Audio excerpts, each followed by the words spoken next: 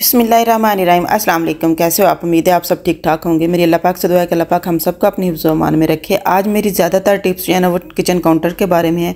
तो यहाँ देखें आप लोगों के सामने किचन काउंटर पर जो है ना वो केचप गिरी हुई है। बच्चों से बाज़ औक़ात इस तरीके से केचप गिर जाती है, तो अब उसको उतारने का आसान सा टिप क्या है, ये देखें। आपने सिर्फ टिशू ले लेना है। टिशू को आपने किसी भी प्लेट के ऊपर रख कर तो आपने अच्छे तरीके से इसको साफ़ कर लेना है। इस तरीके से देखें, आप इसको थोड़ा टिशू को खींचते जाएंगे, प्लेट को आगे करते जाएंगे, तो देखेंगे सारी की सारी जो केचप जितनी भी होगी काउंटर के ऊपर सारी की सारी आपके टिशू के ऊपर आ जाएगी और बिल्कुल भी उसके ऊपर कोई भी दाग धब्बा कोई भी चीज़ नहीं रहेगी। ये देखें ना, है ना मज़े की टिप। पसंद आई तो लाइक और शेयर ज़रूर कर दीजिएगा, चैनल को सब्सक्राइब कर दीजिएगा। और पढ़ते हैं नेक्स्ट टिप की तरफ। नेक्स्ट टिप भी मेरी जो है ना इसी तरह काउंटर के बारे में। ये देखें काउंटर जो है ना वो किस कदर गंदा हो जाता है बाज़ औक़ात, जो वो हाथ लगाने से खुरदरा सा, क्योंकि हम ज़्यादातर जो काम है घर पे इसी पे करते हैं। तो सबसे पहले आपने सिंपल सा काम क्या करना है, आपने नमक जो है ना वो उसके ऊपर छिड़क देना है अच्छे तरीके से। सारे काउंटर के ऊपर नमक छिड़क के आपने इसको लेमन को लेकर अच्छे तरीके से उसके ऊपर रब कर देना है। आप देखेंगे कि ये मैजिकल सा वे किस तरीके से आपके काउंटर की जो है नीट क्लीन कर देगा। आपके काउंटर ज़रा वो गंदा नहीं रहेगा और ज़रा भी उसके ऊपर चिकनाई वगैरह या फिर कोई भी और चीज़ जो है ना वो उसके ऊपर लगी नहीं रहेगी। आपने सिंपल जो सारा लेमन का जूस जो है ना उसके ऊपर स्प्रेड करके अच्छे तरीके से उसको फिर आपने उसके ऊपर रब कर देना है। देखें विदिन 2-3 मिनट आप देखेंगे कि आपका जो है ना काउंटर वो किस कदर नीट क्लीन और साफ़ सुथरा हो जाएगा। कोई भी दाग धब्बा नहीं रहेगा, उसके ऊपर चिकनाई वगैरह भी नहीं है। और सबसे बढ़कर ये जाएगा क्योंकि ये बिल्कुल सारे जरासीम वायरस वगैरह से पाक हो जाएगा। तो उसके बाद आपने कपड़ा लेना है सिंपल, उसके साथ आप इसको वॉश कर लेना है। कपड़े को एक दफ़ा ड्राई मार लेना है, उसके बाद आपने गीला करके उसको अच्छे तरीके से मार लेना है। ये देखें, है ना मज़े की टिप। तो नेक्स्ट टिप की तरफ बढ़ते हैं। नेक्स्ट टिप भी मेरी इसी तरह की है कि इस तरह ऑयल वगैरह जब हमारे काउंटर पर गिर जाता है तो हम उसको कैसे रिमूव करते हैं। रिमूव नहीं कर पाते हैं, जो कभी टिशू के साथ साफ़ करने की कोशिश करते हैं, कभी कोई चीज़ लेके, तो आपने सिंपल सा आटा लेके उसके ऊपर डाल देना है और आटे को आपने उठा देना है। आप देखेंगे कि आपके काउंटर पे ज़रा भी चिपचिपाहट नहीं रहेगी, ज़रा भी जो है ना चिकनाई जो है ना उसके ऊपर नहीं छूटेगी। ये बहुत सिंपल और बहुत आसान सा एक तरीका है जिस तरीके से आप जो है ना अच्छे तरीके से अपनी किसी भी चीज़ के ऊपर ऑयल अगर आपने रिमूव करना है तो उसको आपने किस तरीके से रिमूव करना है। आपने बस इसको लेना है और सिंपल कोई भी चीज़ ले लें, छुरी ले लें, हाथ ले लें या किसी भी चीज़ के साथ आप कर लें। मेरे पास यहाँ पे चॉपस्टिक्स थी तो मैंने उसके साथ किया। तो बढ़ते हैं नेक्स्ट टिप की तरफ। नेक्स्ट टिप भी मेरी आज जो है ना काउंटर के बारे में ही है।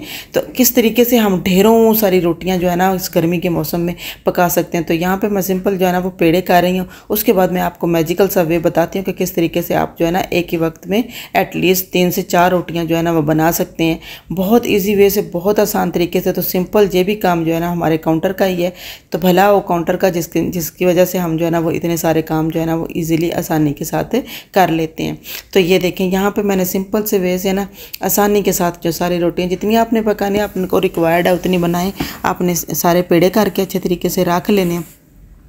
तो पेड़ों को जब करके आप अच्छे तरीके से रख लेंगे तो सिंपल जो चीज़ है वो क्या है, वो देखने के लिए मेरी वीडियो लाजमी देखते रहिए। वीडियो पसंद आई तो लाइक और शेयर और चैनल को भी सब्सक्राइब कर दीजिएगा। और आपको मैं बताती हूँ कि किस तरीके से आपने बहुत ईजीली, बहुत ही आसानी के साथ जो है ना चटपट जो है ना रोटियाँ पका लेनी है। लेकिन उससे पहले मैं आप लोगों को ये बताती हूँ किसी चीज़ के अगर साइड इफ़ेक्ट्स भी होते हैं, जैसे किसी चीज़ के फ़ायदा होता है तो थोड़ा सा उसका नुकसान भी हो जाता है। तो सिंपल आपने जब पहले तो मैं आप लोगों को ये बताती हूँ कि फ़ायदा क्या है, नुकसान क्या है। तो यहाँ से सबसे पहले मैं आप लोगों को बता देती हूँ कि आपने किस तरीके से रोटियां जो चटपट वो पका लेनी है।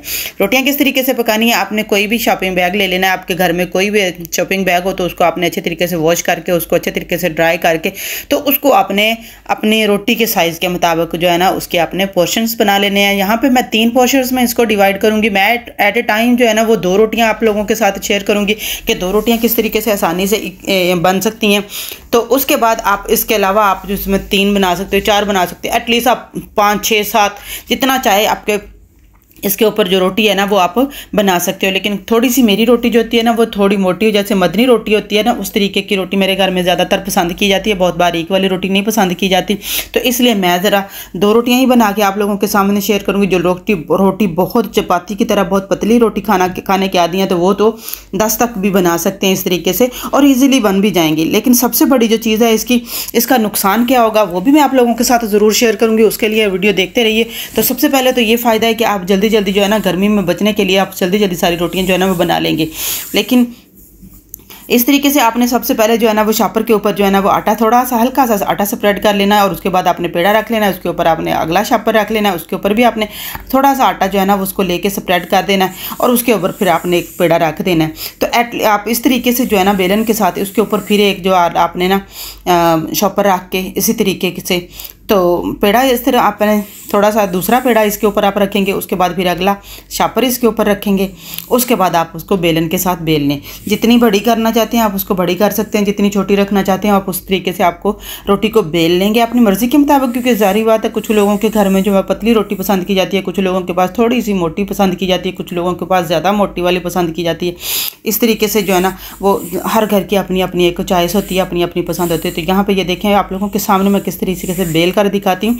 सबसे ईजी ये तरीका ये है कि आप इसके साथ और साथ में ही आप जो चूल्हे पे ना अपने तवा पैन या जो भी है वो आप रख सकते हैं, क्योंकि एट ए टाइम अगर देखा जाए ज़्यादातर मोस्टली चूल्हे जो होते हैं ना वो 3 से 4 चूल्हे हो जाते हैं, लेकिन बाज़ औक़ात ऐसा चूल्हे का डिज़ाइन या स्टाइल इस तरीके से बना होता है कि हमारे चूल्हे जो होते हैं ना वो यकदम सारे एक ही टाइम पे नहीं चलते हैं, क्योंकि कुछ पे तवा जो होता है थोड़ी उसकी बड़ा हो तो फिर जो है ना वो 2 ही चीज़ें आ सकती हैं। बर्तन अगर बड़ा हम रख लें तो 2 ही चूल्हे काम करते हैं, तीसरा चूल्हा जो है ना उसके ऊपर अब हम बर्तन को पुट नहीं कर सकते, रख नहीं सकते।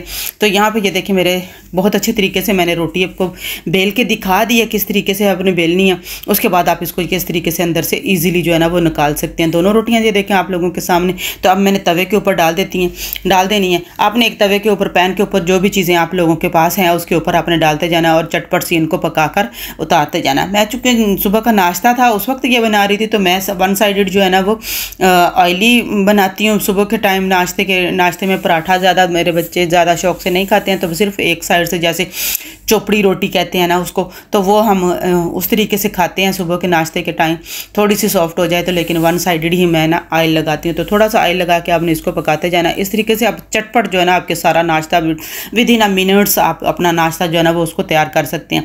अब मैं बढ़ती हूँ कि नुकसान का बताती हूँ कि नुकसान क्या। अगर आप इस तरीके से, क्योंकि गर्मी के मौसम में गर्मी से बचने के लिए हम ये काम कर तो लेते हैं, लेकिन गर्मी की वजह से आटा जो है ना वो हमारा पतला भी हो जाता है। शॉपर्स के अंदर ख़ास तौर पर जब हम इसको लपेट के इस तरीके से हम इसको रोटियां बेलेंगे इनकी, तो डेफिनेटली रोटियां जो है ना वो आटा जो है ना वो पतला होगा। गर्मी की वजह से आटा पतला हो जाता होता है, तो उसकी वजह से आपके शॉपर्स के साथ चिपकने का भी डर होता है। तो इसलिए अगर आपके पास तवे 2 से 3 हैं तो आप इस तरीके का काम करें, अदरवाइज़ आप इसको अवॉइड करें। रोटी तो वाकई बहुत जल्दी अच्छे तरीके से शॉपर पे आप आटा रखो तो उसको बेलो और उसके बाद रोटियाँ तो आप पका सकते हो, लेकिन उनको मैनेज करना अगर आप कर सकते हो तो या फिर तो उस तरीके से तो कर, या फिर बेलने के बाद इसको थोड़ी देर के लिए किसी भी डिश वगैरह में डाल के आप फ्रिज में रखते जाएँ, वहाँ से निकालते जाएँ और सारी रोटी जो बेल के रखी हुई है उनको आप पकाते जाएं।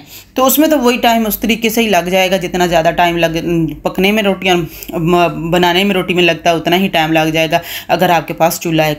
तो इस तरीके का काम आप तब करें जब आपके पास 2 से 3 चूल्हे हों, तो उसके बाद 2 से 3 आपके पास तवे हों या फिर पैन हो, तो जिसके बाद आप अच्छी तरीके से रोटियाँ जो है ना वो ईजिली पका सकते हैं।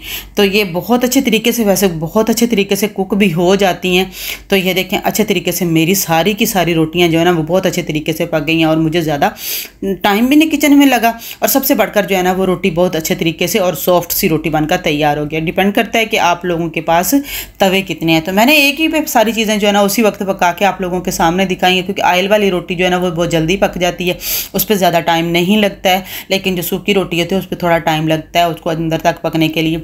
तो ये देखें थोड़ी रोटी मोटी भी हो तो तब भी थोड़ा टाइम ज़्यादा लग लेती है, थोड़ी पतली हो तो उसको फिर पकने में भी टाइम जो है ना वो कम लगता है। तो यहाँ पे मेरी रोटी सारी बनकर तैयार। होप आप लोगों को मेरी ये वीडियो अच्छी लगी होगी। वीडियो अच्छी लगी तो लाइक और शेयर ज़रूर कर दीजिएगा, चैनल को सब्सक्राइब कर दीजिएगा और अपने प्यारों का बहुत सारा ख्याल रखिएगा। ये देखें इस तरीके से सॉफ्ट हो जाता है, फिर हाथों के साथ आटा जो है ना वो आपके हाथों के साथ चिपकता है और रोटी के अंदर जो है ना वो सुराख भी हो जाते हैं। तो इसीलिए मैंने सोचा कि मैं आप लोगों के साथ ये भी इसके फ़ायदे और नुकसान जो है ना वो दोनों चीज़ें आप लोगों के साथ शेयर कर दूं। तो होप आप लोगों को मेरी ये वीडियो अच्छी लगी होगी। अच्छी लगी तो लाइक और शेयर ज़रूर कर दीजिएगा, चैनल को सब्सक्राइब कर दीजिएगा। अपना और अपने प्यारों का बहुत बहुत सारा ख्याल रखिएगा। मुझे और मेरी फैमिली को भी अपनी दुआओं में याद रखिएगा। मिलते हैं फिर, क्योंकि इस तरीके से जब हम करते हैं, और ख़ास तौर पे कमेंट्स बॉक्स में कमेंट करके ज़रूर बताइएगा मुझे कि आपको मेरी वीडियो कैसी लगी, और मैंने जो साइड फैक्ट्स एडवांटेजेस और डिसएडवांटेजेस बताए हैं उनमें से आपको उसमें कितनी रियलिटी नज़र आती है कितनी नहीं, कमेंट्स बॉक्स में ज़रूर बताइएगा। अपना रखिएगा बहुत सारा ख्याल। मिलते हैं नेक्स्ट वीडियो में, तब तक के लिए इजाज़त दीजिए। अल्लाह हाफिज़।